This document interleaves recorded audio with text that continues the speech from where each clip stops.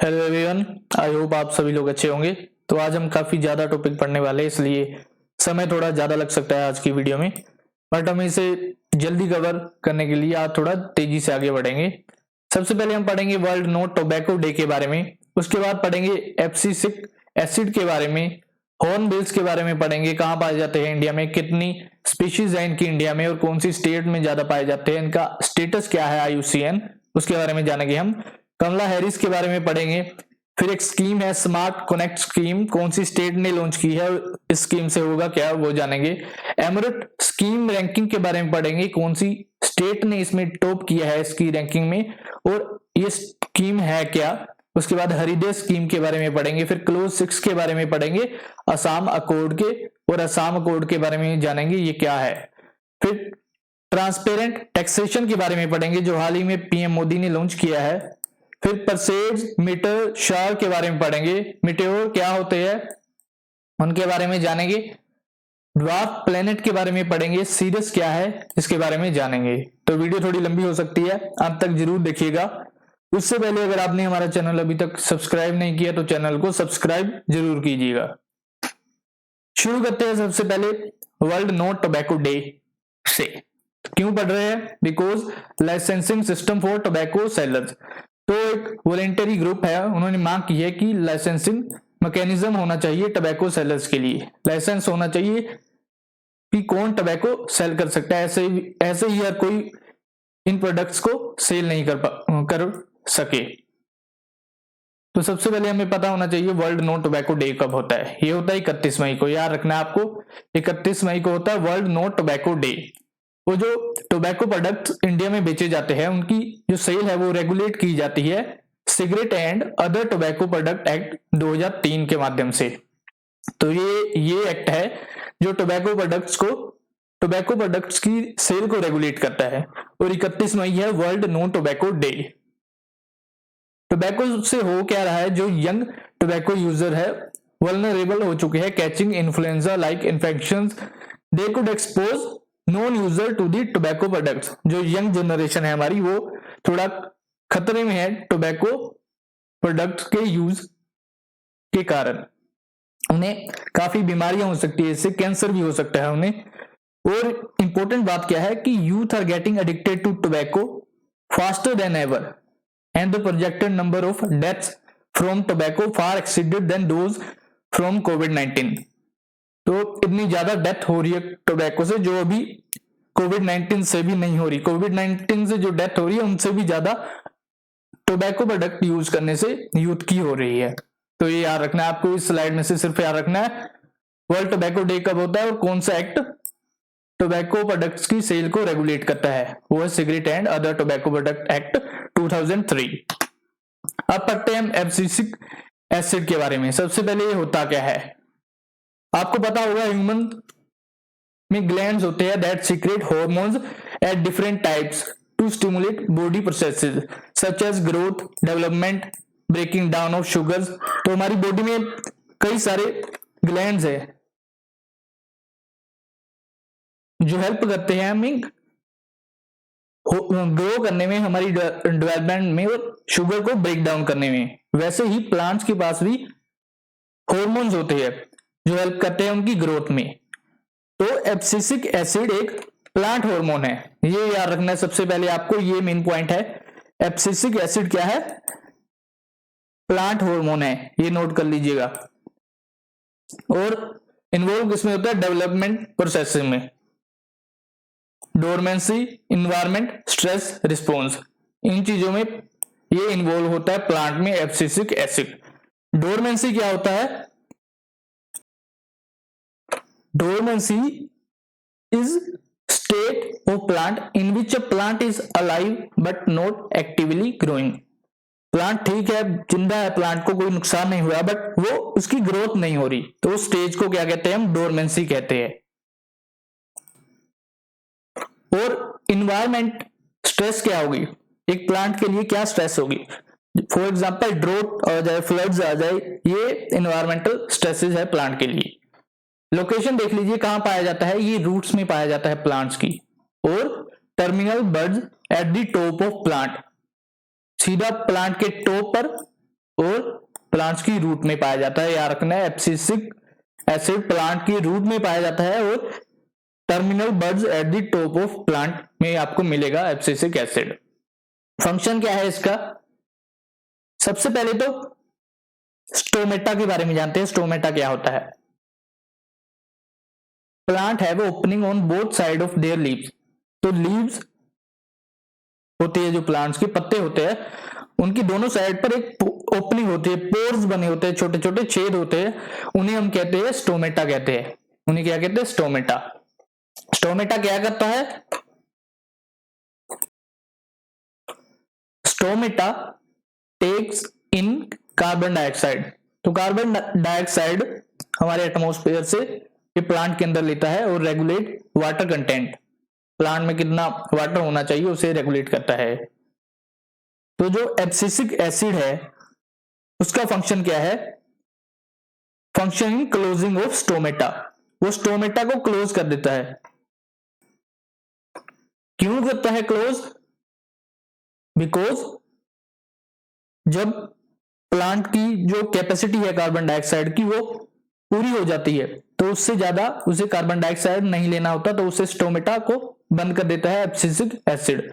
और जब ड्रॉट की कंडीशन आ जाती है तो प्लांट्स को अपना जो अंदर वाटर कंटेंट है उसे बचाना पड़ता है, मतलब वो लूज नहीं कर सकते ज्यादा वाटर थ्रू ट्रांसपीरेशन, तो स्टोमेटा बंद हो जाता है और वाटर उनके अंदर स्टोर्ड रहता है। तो स्टोमेटा को बंद कौन करता है? Abscisic acid. ये याद रखना है आपने। और क्या करता है abscisic acid? Inhibit seed germination. Inhibit seed germination मतलब क्या हुआ इसका? ये स्टॉप कर देता है सीड को जर्मिनेट होने से once it has been placed in the soil. मतलब क्या करता है? ये सीड को एंटर करवा देता है डोरमेंसी पीरियड में। डोरमेंसी मैंने आपको बताया था कि प्लांट जिंदा तो होगा बट वो ग्रो नहीं करेगा। मतलब जब फॉर एग्जांपल कंडीशन खराब हो गई, यहां पर ड्रोट आ गया, तो सीड को ग्रो करने से रोकेगा एब्सिसिक एसिड, बट जब कंडीशन सही हो जाएगी तो फिर से वो सीड ग्रो कर पाएगी। तो ये फंक्शन है एब्सिसिक एसिड की। यही यहां बताया गया है। The abscisic acid causes the seed to wait until the time when conditions are more favorable to grow। Dormancy period में ले आता है मेनली ये सीड को।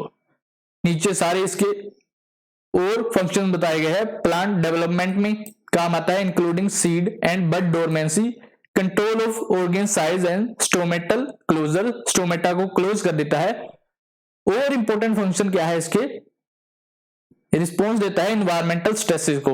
स्ट्रेसेस मैंने आपको बताया था क्या स्ट्रेस हो सकती है एनवायरमेंट की, कि जब कंडीशन खराब हो जाए, जैसे ड्रोट आ जाए, फ्लड आ जाए, क्लाइमेट चेंज हो जाए, उन्हें कहते हैं environmental stresses, including draught, soil salinity, salinity content ज्यादा हो जाए सॉइल का, cold tolerance, freezing tolerance, heat stresses, जो लू चलती है जैसे रेगिस्तान में हीट स्ट्रेस आती है उससे, हैवी मेटल आयरन टॉलरेंस।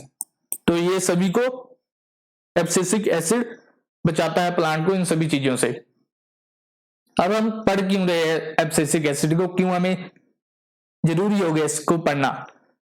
तो एक स्टडी की गई है Indian Institute of Science Education and Research IISER Bhopal द्वारा। क्या कहा गया स्टडी में? Inhibition of seedling growth by abscisic acid is much stronger in darkness. ये याद रखना है, much stronger in darkness compare to light condition. तो डार्कनेस में ज्यादा होगी compare to light condition. Inhibition of seedling growth, ये कहा गया है IISER भोपाल की स्टडी में। एब्सिसिक एसिड के बारे में स्टडी थी, याद रखना है आपको। आगे बढ़ते हैं हॉर्नबिल्स के बारे में। एंडेंजर हो रही है धीरे धीरे स्पीसीज। स्टडी की गई एक सैटेलाइट डाटा के द्वारा, उसने बताया हाई रेट ऑफ डिफोरेस्टेशन। कहां पर?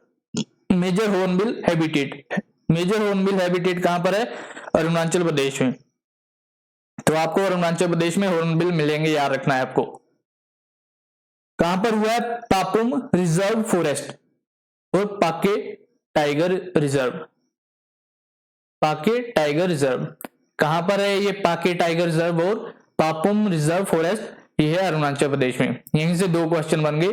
कहां पर है दोनों चीजें? ये है अरुणाचल प्रदेश में। अब जो पापुम रिजर्व फॉरेस्ट है उसमें 3 स्पीशीज है हॉर्नबिल की। वो है colourful fruit eating hornbill, great red and oriental pied. और जो पाकी रिजर्व है उसमें जो स्पीशीज मिलती है वो है रूफुस नेक्ड हॉर्नबिल।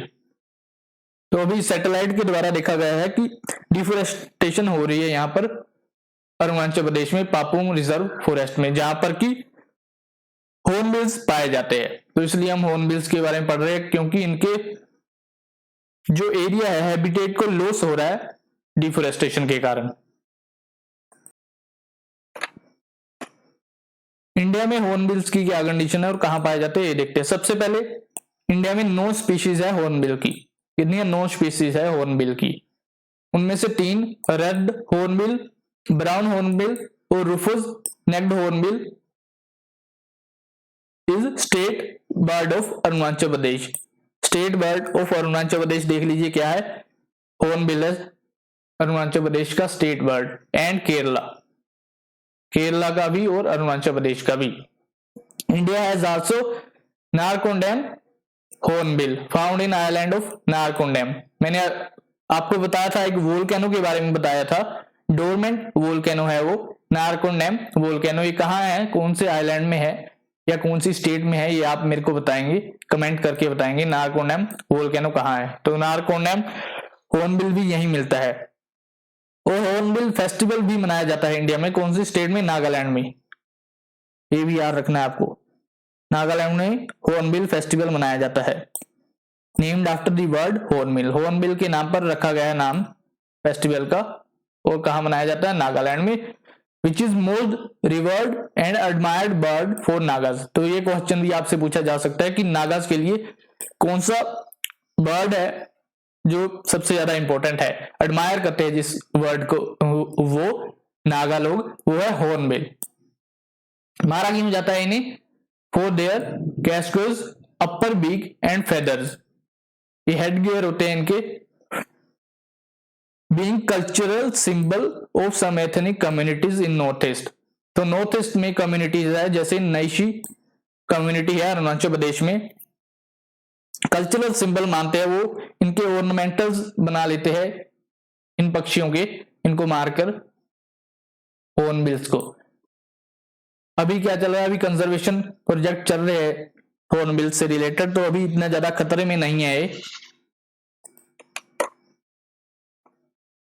अब देख लेते हैं इंडिया में कौन कौन से है। सबसे पहले तो ग्रेट हॉर्नबिल। सबसे बड़ी बात क्या है याद रखनी है इसमें? Largest of all hornbills in India. तो सबसे बड़ा हॉर्नबिल जो इंडिया में पाया जाता है वो है ग्रेट हॉर्नबिल। आईयूसीएन स्टेटस क्या है? Near threatened. कहां पाया जाता है? वेस्टर्न घाट्स में and the forest along Himalayas. Rufous necked hornbill vulnerable है स्टेटस। कहां पाया जाता है?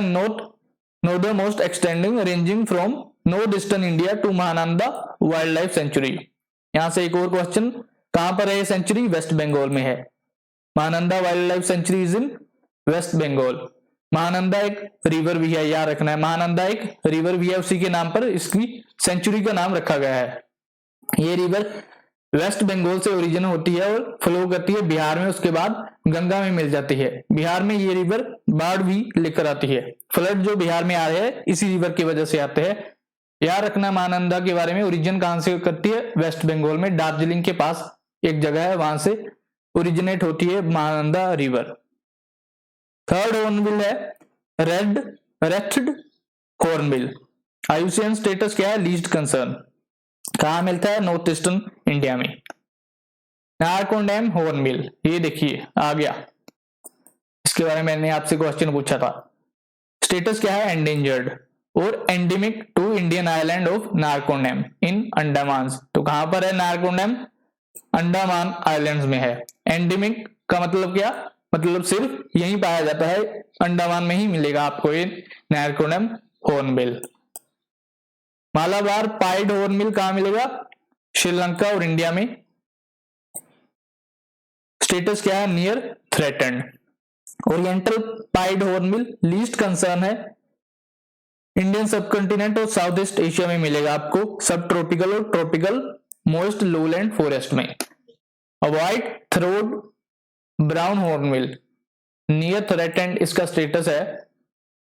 कॉमन हैबिटेट देख लीजिए इसकी, नामदाप्पा नेशनल पार्क। यहां से एक और क्वेश्चन, कहां पर है Namdapha national park? It is in Arunachal Pradesh. और कौन सी डिस्ट्रिक्ट एग्जैक्ट पूछे अगर आपसे, चांगलांग डिस्ट्रिक्ट है अरुणाचल प्रदेश में, वहां मिलेगा आपको Namdapha national park. Malabar grey hornbill IUCN status least concern मिलेगा कहां पर? वेस्टर्न घाट्स में, associated hills of southern India. Indian grey hornbill status है लीस्ट कंसर्न मिलेगा वहां पर फुटहिल्स ऑफ हिमालय में मेनली, और गंगा डेल्टास में भी मिलेगा आपको, गैंजीज डेल्टा। पर्सनली न्यूज के बारे में बात कर लेते हैं। कमला हैरिस के बारे में थोड़े दिनों से न्यूज आ रही है काफी। क्यों न्यूज में है? बिकॉज कमला हैरिस क्या होने वाली है? वाइस प्रेसिडेंट की कैंडिडेट होने वाली है डेमोक्रेटिक पार्टी की यूएसए से। तो यूएसए में आपको पता होगा दो पार्टी सिस्टम है, एक है डेमोक्रेटिक और एक है रिपब्लिक। जो ओबामा थे वो डेमोक्रेटिक पार्टी के थे, और जो भी वहां पर प्रेसिडेंट है डोनाल्ड ट्रंप, वो रिपब्लिक पार्टी से है। तो जो उनके ओपोजिशन में अभी खड़े हो रहे हैं जो बिडेन, वो भी डेमोक्रेटिक पार्टी से है, और कमला हैरिस भी डेमोक्रेटिक पार्टी से वीपी के लिए नॉमिनेट की गई है। क्यों पढ़ रहे हैं इनके बारे में, इंपॉर्टेंट क्यों है? Because she is first women of Indian descent and black women. जो इनके फादर थे वो जमैकन अमेरिकन है, और जो इनकी मदर थी वो इंडिया से थी, इंडियन अमेरिकन थी। तो इसलिए हम पढ़ रहे हैं इनके बारे में, because first women of Indian descent and black women to be on presidential ticket for a major political party in the US. ये याद रखनी है।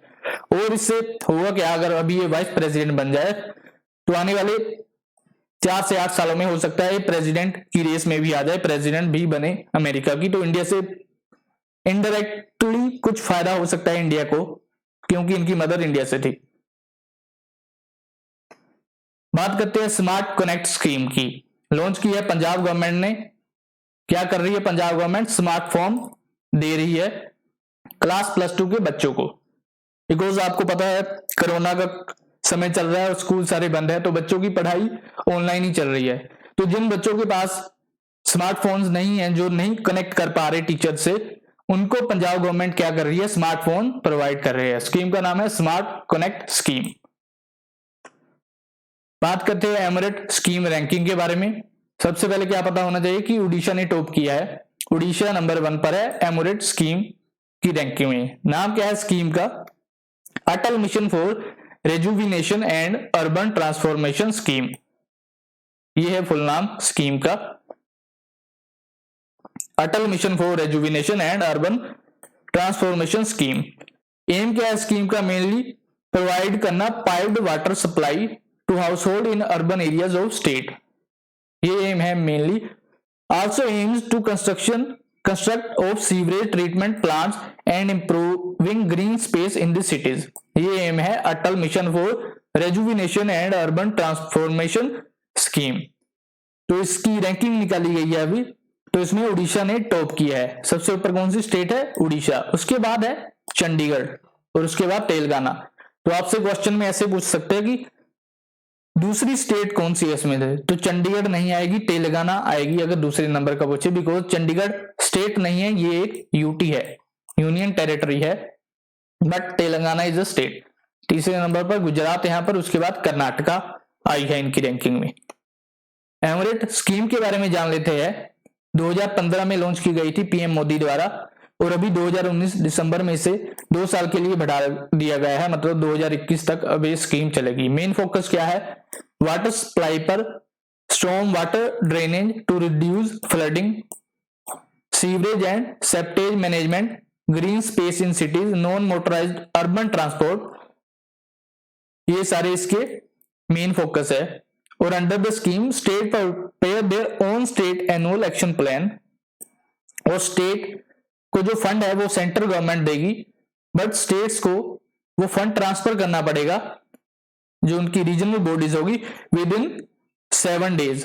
मतलब जब सेंटर उन्हें पैसा देगी उसके 7 दिन के अंदर स्टेट को वो फंड ट्रांसफर करना पड़ेगा रीजनल बॉडीज को, अर्बन लोकल बॉडीज को इंप्लीमेंट करने के लिए स्कीम को विद इन 7 days। ये याद रखना है आपने।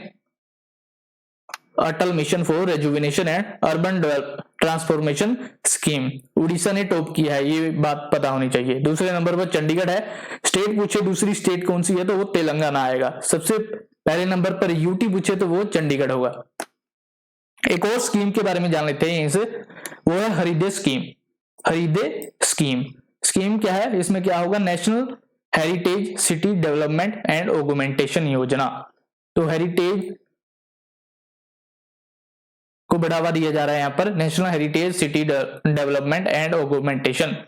लॉन्च किसने की थी ये आपको पता होना चाहिए, ministry of housing and urban affairs.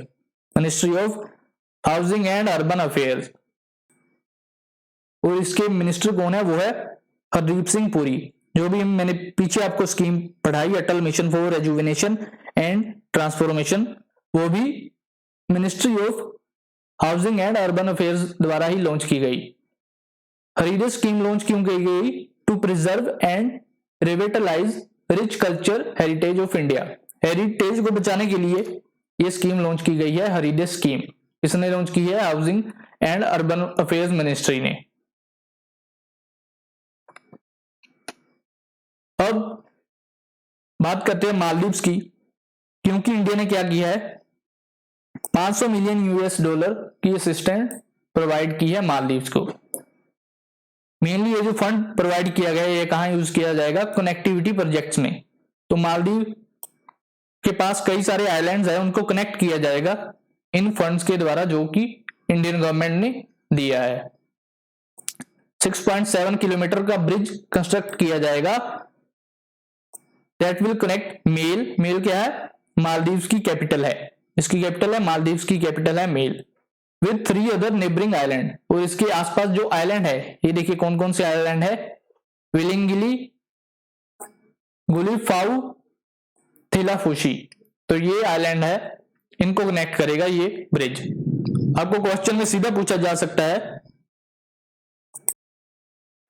इन तीनों आइलैंड्स का आपको नाम दे दिया जाएगा और पूछ लेंगे कि ये क्या है। तो नाम से तो आपको बिल्कुल पता नहीं चलेगा ये क्या है, आपको याद रखना है ये तीनों आइलैंड्स है मालदीव्स में।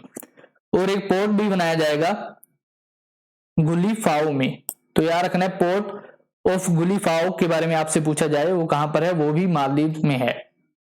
तो ये याद रखना है आपने मालदीव्स के बारे में, और स्लाइड को अच्छे से पढ़ लीजिएगा और जानकारी के लिए।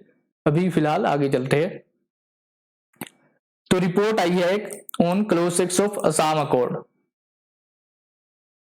तो क्यों है अभी न्यूज में, because ministry of home affair ने अपॉइंट की थी, एक कमेटी अपॉइंट की थी क्लोज 6 ऑफ असम अकॉर्ड, जिसमें असामीज पीपल की डेफिनेशन क्या है, मतलब किन्हें हम असामी पीपल माने, उसके ऊपर एक कमेटी बनाई गई थी। उन्होंने अपनी रिपोर्ट प्रेजेंट की है।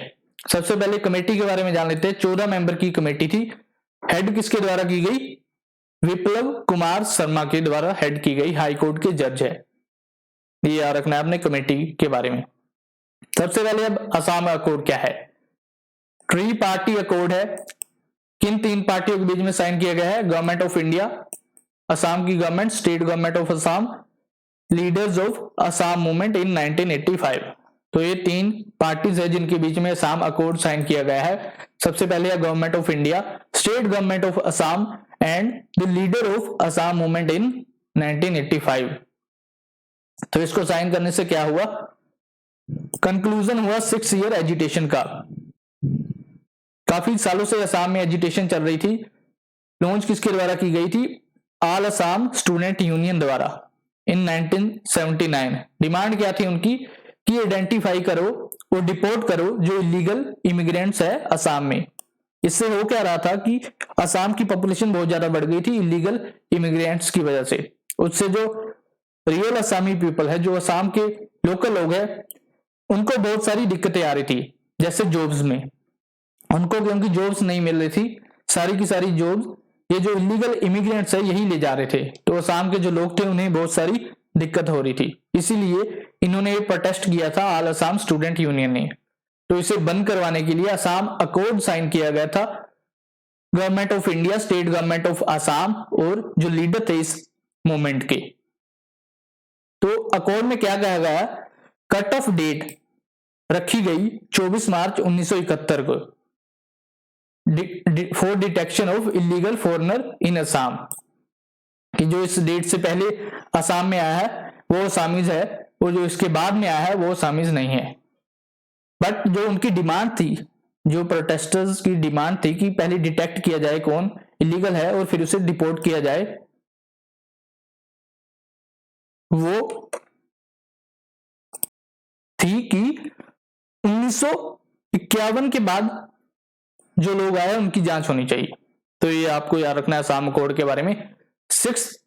क्लोज 6 क्या कहता है असम अकॉर्ड का, तो it says that constitutional, legislative, administrative safeguards as may be appropriate shall be provided to protect, preserve and promote culture, social, linguistic identity and heritage of Assamese people। तो असम के जो लोग हैं उन्हें प्रोटेक्ट करने के लिए, प्रिजर्व करने के लिए और उनके कल्चर को प्रमोट करने के लिए कॉन्स्टिट्यूशनल, लेजिस्लेटिव और एडमिनिस्ट्रेटिव सेफगार्ड लिए जाने चाहिए। बट अभी हमें यही नहीं पता कि असम के लोग कौन है, किन्हें हम ओरिजिनल असम के लोग कहें, असम के ओरिजिनल लोग कौन है। तो इसे आइडेंटिफाई करने के लिए अभी हमने कमेटी बनाई थी एक होम मिनिस्ट्री ने, जिसे हेड किया विप्लव कुमार शर्मा ने। उन्होंने क्या डिफाइन किया, असमी पीपल कौन है। तो क्लोज 6 के बारे में आपको पता होना चाहिए। अब जो रिकमेंडेशन दी गई है कमेटी द्वारा, सबसे पहले तो definition of Assamese. The report proposes January 1951 as cut off date for an Indian citizen residing in Assam to be defined as Assamese. तो रिपोर्ट ने कहा है कि जो 1951 जनवरी 1951 से पहले से असम में रह रहा है उसे हम असामी मानेंगे, उसे हम असामीज मानेंगे, ये कहा है रिपोर्ट ने। और रिजर्वेशन देने की बात की गई है असामी लोगों को, अपर हाउस बनाने की बात की गई है। जैसे पार्लियामेंट में होता है हमारे, एक लोकसभा है और एक राज्यसभा है, लोकसभा हमारा लोअर हाउस है और राज्यसभा अपर हाउस है, वैसे ही एक अपर हाउस बनाने की बात की गई है असम में भी। और कोटा देने की बात की गई है गवर्नमेंट जॉब्स में। रेगुलेशन फॉर आउटसाइडर्स, आउटसाइडर्स कौन, जो असम के बाहर से आ रहा है, जो दूसरी स्टेट से आ रहा है।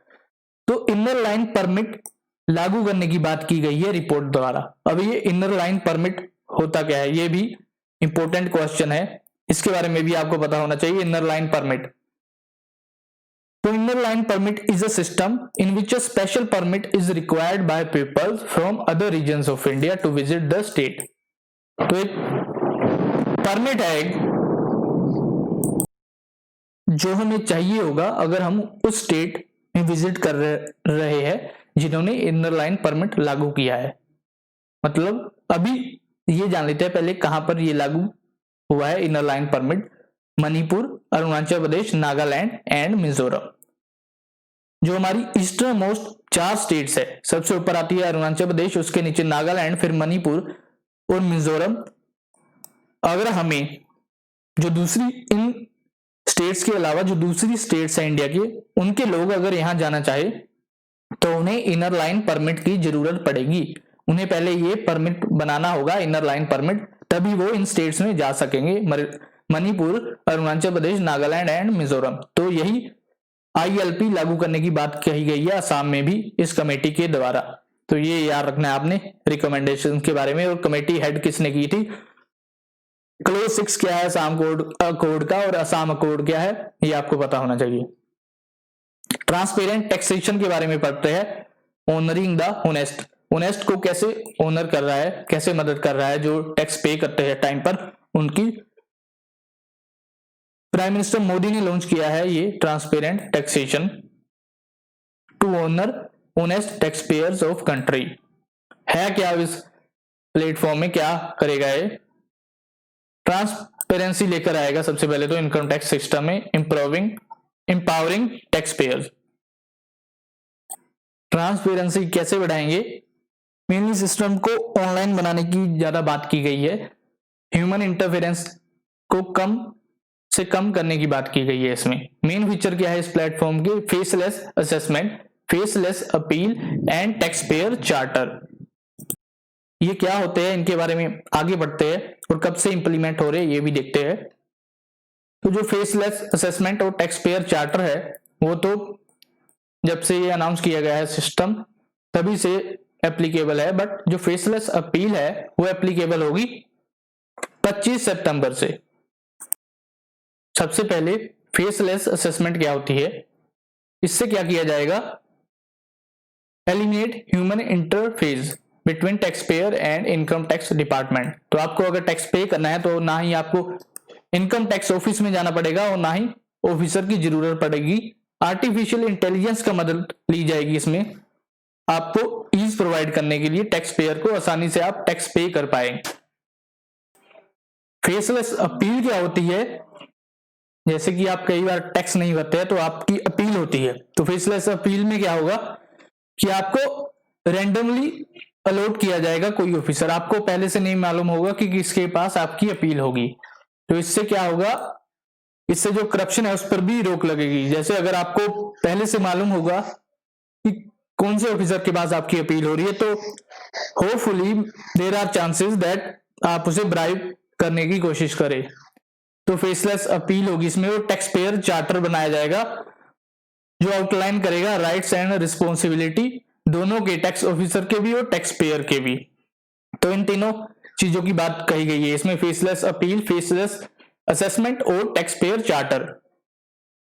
और भी टैक्स रिफॉर्म्स हुए हैं हाल ही में। सबसे पहले central board of direct tax, इसने बनाए हैं कई सारे और टैक्स रिफॉर्म, जैसे कि सबसे पहले कॉर्पोरेट टैक्स रिड्यूस किया गया है 30% से 22% तक 2019 में।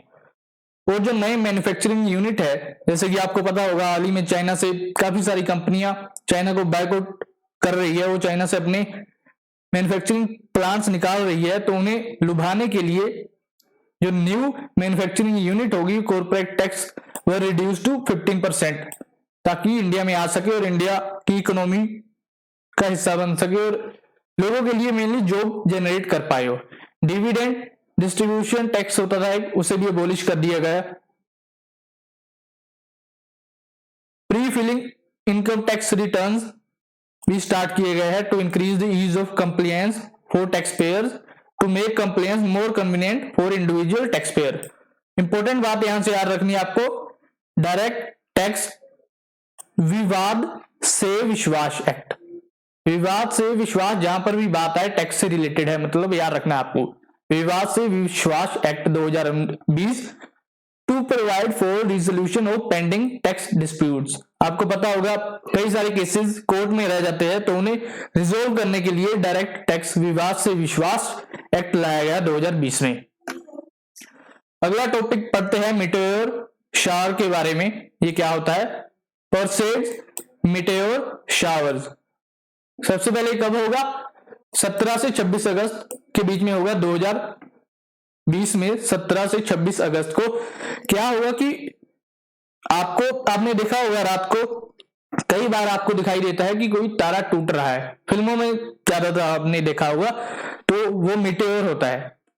अब आपको 17 से 26 अगस्त तक ऐसे कई सारे मीटेयोर्स दिखेंगे रात में टूटते हुए। तो ये एनुअल सेलेस्टियल इवेंट है, ऐसा नहीं है कि पहली बार हो रहा है 2020 में ही, ये एनुअल इवेंट है एक।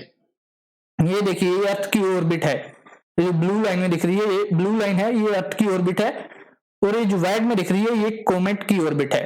तो जब हमारा अर्थ यहाँ पर होगा इस लाइन के पास, तो जो कोमेट की ऑर्बिट होगी ये बहुत ही करीब से जाएगी अर्थ के एटमॉस्फेयर से। तो अभी हमारा अर्थ इस जगह पर है, तो मीटेयोर शार होगा यहाँ पर, मतलब बहुत सारे मीटेयोर्स आपको दिखाई देंगे, आपको आसानी से दिखाई देंगे। रात को आप देख सकते हैं 17 से 26 अगस्त के बीच में। सबसे पहली बात, मीटेयोर होता क्या है? स्पेस रॉक और मीटेरोइड दैट एंटर्स अर्थ एटमॉस्फेयर। तो ऐसा स्पेस रोग या कोई मीटेरॉइड जो अर्थ के एटमॉस्फेयर में एंटर कर जाए उसे हम कहते हैं मीटेओर। और जो ये मीटेरॉइड होते हैं बने कैसे होते हैं? Pieces of other large bodies that have been broken और ब्लास्टेड। तो जो अदर लार्ज बॉडीज है और बड़ी बड़ी बॉडीज है हमारी यूनिवर्स में, उसको टूट के जो उसके पीसेस बिखरे हुए हैं उनसे ये बनते हैं। When meteoroid enter Earth's atmosphere or that of another planet like Mars at high speed and burn up, the firewall or shooting star are called meteors। तो आपको मैंने ऊपर भी बताया meteors क्या होते हैं।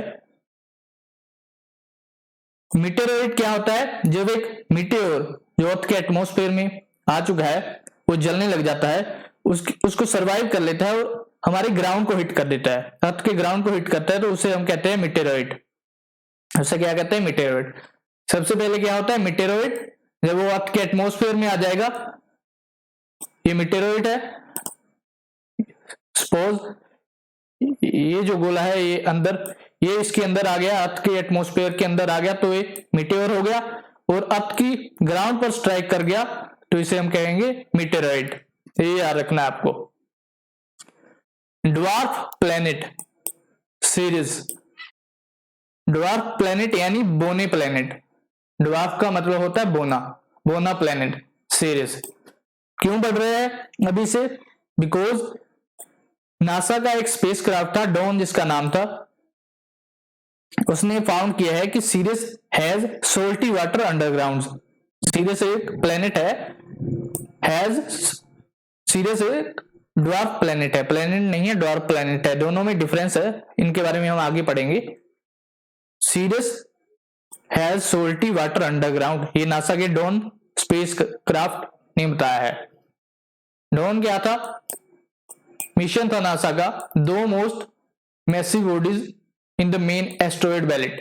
एस्ट्रॉयड बेल्ट के बारे में भी आपको बताऊंगा मैं। एस्ट्रॉयड बेल्ट में वेस्टा और सीरियस है, दो एस्ट्रॉयड्स है। सीरियस सबसे बड़ा एस्ट्रॉयड है एस्ट्रॉयड बेल्ट में, याद रखना है आपको। ड्वार्फ प्लेनेट क्या होता है, कैसे ये दूसरे प्लेनेट से अलग होते हैं? आपको पता होगा हमारे सोलर सिस्टम में 8 प्लेनेट है, पहले 9 थे, प्लूटो भी था, बट अब उससे भी हम ड्वार्फ प्लेनेट कहते हैं। क्यों कहते हैं वो हम पढ़ते हैं। पहले बात, कौन डिसाइड करेगा कि ये प्लेनेट है या ड्वार्फ प्लेनेट है? वो है इंटरनेशनल एस्ट्रोनॉमिकल यूनियन, पेरिस में इनका हेडक्वार्टर है, international astronomical union, which sets definition for planetary science। A dwarf planet celestial body होगी एक। कंडीशन क्या है? सबसे पहले तो ऑर्बिट्स द सन, तो सन को ऑर्बिट करेगा ये।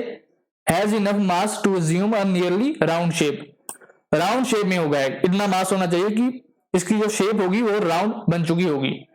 हैज नॉट क्लियर्ड, ये वर्ड इंपॉर्टेंट है यहां पर, बिकॉज ऊपर वाले दोनों जो कंडीशंस है वो तो प्लेनेट के लिए भी लागू होती है। एक प्लेनेट, आम प्लेनेट, अर्थ का एग्जांपल ले लीजिए, अर्थ भी सन को ऑर्बिट करता है और उसका मास भी इतना है कि वो राउंड शेप में है, बट अर्थ ने क्या किया? क्लियर कर दिया अपने नेबरहुड को, मतलब जो अर्थ के अराउंड ऑर्बिट में, अर्थ की ऑर्बिट के अराउंड जो भी कचरा होगा, जो भी छोटे छोटे प्लैनेट्स या छोटे छोटे कुछ भी पार्टिकल्स होंगे, अर्थ ने उनको क्लियर कर रखा है। बट जो ड्वार्फ प्लैनेट होंगे, क्योंकि ये स्मॉल होते हैं, बहुत छोटे होते हैं साइज में, ये उन्हें क्लियर नहीं कर पाते। तो ये याद रखना है आपने, ये 3 कंडीशंस है ड्वार्फ प्लैनेट की। सबसे पहले ऑर्बिट सन, इनफ मास होना चाहिए, शेप राउंड होनी चाहिए, और it has not cleared, note याद रखना है, around its orbit, and it is not a moon, ये भी इंपॉर्टेंट है, मतलब सैटेलाइट भी नहीं होनी चाहिए। आपको पता है ना, मैंने बताया था कि मून एक सैटेलाइट है। सैटेलाइट क्या होती है? जो प्लेनेट के अराउंड रिवॉल्व करती है। तो first 5 recognised dwarf planet are Ceres, Pluto, Pluto के बारे में मैंने आपको बताया था, पहले ये एक प्लेनेट था, बट 2006 में इसे ड्वार्फ प्लेनेट बना दिया गया है। एरिस, मेक, ह्यूमिया, तो ये 5 है ड्वार्फ प्लेनेट।